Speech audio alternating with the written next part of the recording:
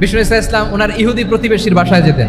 এক ইহুদি কিশোর আমার নবীর খেদমত করতো, তারা ছিল নবীর প্রতিবেশী। তো অনেকদিন হয় ইহুদি ছেলেটা আসে না। বিষ্ণুনবী খোঁজ দিলেন, ঘটনা কি? একটা ইহুদি ছেলে না আমার খেদমতে আসতো, ছেলেটা কই? খোঁজ নিয়ে জানলেন ছেলেটা অসুস্থ। বিষ্ণু ইসা ইসলাম ওই ইহুদির বাড়িতে চলে গেলেন ওই ছেলেটা ভিজিট করার জন্য। যে দেখে ইহুদি ছেলেটা মুমূর্ষ, জান যায় যায় ভাব, বিছানায় পড়ে আছে, তার বাবা দাঁড়ানো। বিশ্বনবী তার মাথার পাশে বসলেন, মাথায় হাত বুলিয়ে দিলেন, আর ছেলেটাকে বললেন, আসলিম, হে ইহুদি ছেলে, আসলিম, ইসলাম ধর্ম গ্রহণ করো। তো ছোট্ট ছেলে ভাবে আমরা ইহুদি, এখন ইসলাম ধর্ম গ্রহণ করলে আব্বা যদি বকা দেয়।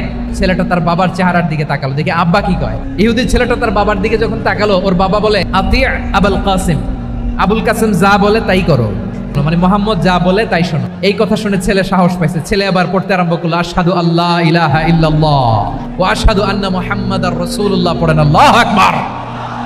এবার রাসূল সাল্লাল্লাহু আলাইহি ওয়াসাল্লাম বের হয়ে আসলেন ঘর থেকে, আর বললেন, আলহামদুলিল্লাহিল্লাযী আনকাযাহু মিনান নার, প্রশংসা সে আল্লাহর যে আল্লাহ জাহান্নামে চলে যাচ্ছিল প্রায়, এমন একটা লোককে মুহূর্তের মধ্যে কালিমায়ে শাহাদাতের বদৌলতে জান্নাতি বানায় দিলেন। আওয়াজ করে পড়েন সুবহানাল্লাহ।